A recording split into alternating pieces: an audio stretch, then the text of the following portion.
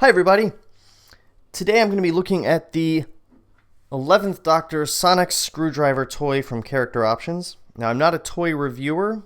I'm going to be actually looking at this and seeing how it holds up as a replica. I've done a head-to-head comparison with this, the Wand Company Universal Remote Control, the Rubber Toe replicas, and the Celestial Toy Store replica. Just to sort of see how they all stack up against one another. Spoiler review for that one, the CO doesn't come in very well. It is an all plastic construction, and it's got these stupid screws that shouldn't be there, and it doesn't flick open at all. After 5 years of making this toy, they still haven't made a version that flicks open. The end comes off for some reason and has this thing that's never been on the show for some reason. That said, it does have, and it has this ugly battery hatch. That's really not necessary, but it does have a couple things going for it. For one, even though I hate this, it does allow me to show you that this is the only Sonic that you can just push closed, and the claws will close themselves. It used to be that you had to hold the claws and push it down, and that's still the way it is on the props and every other one. But it was nice of them to engineer that in so people didn't have to figure out how to close their claws. I like that. And also, on the show, there's clearly a button that activates the Sonic. And for some reason, we're supposed to pretend that button doesn't exist and that it's all psychically activated. And to that end, Character Options has done something really cool, wherein there is no button to activate the lights and sound here. You just hold it, and it will activate using some sort of magic, I guess? I don't know. Some sort of electrostatic conduciveness, and I just think that's really cool.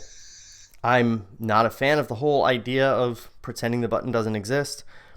They did the same thing on the 9th and 10th Doctor Sonics, and it's silly. You see it on screen, it exists, but that's a really great idea. I just love that, even though it gets accidentally activated more often than on purpose.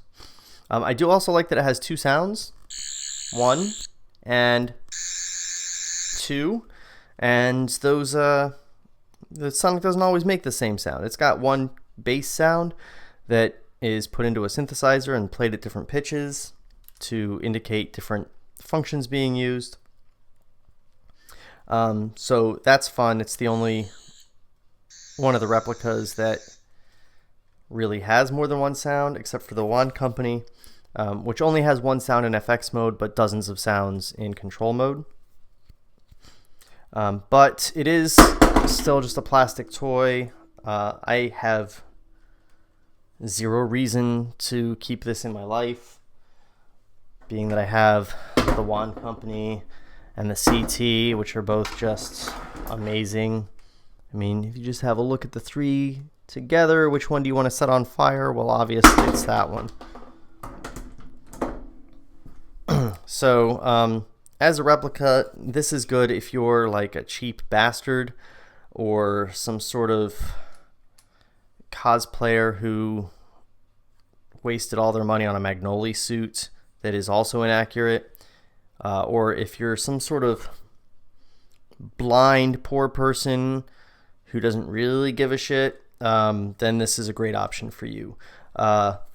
Anyone else, it's not a big jump up to the Wand Company, and it costs 4 times as much, but it's literally 1,000,000 times better. So if you do the math, just set this one on fire and get the Wand Company. I recommend the CO to no one that matters.